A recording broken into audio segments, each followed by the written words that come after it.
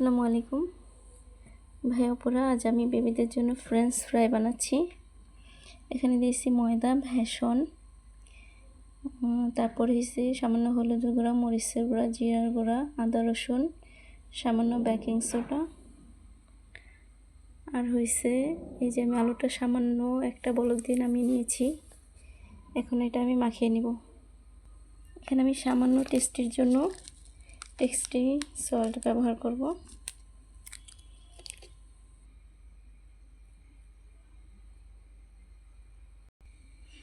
আমি সব মিক্স করে নিয়েছি।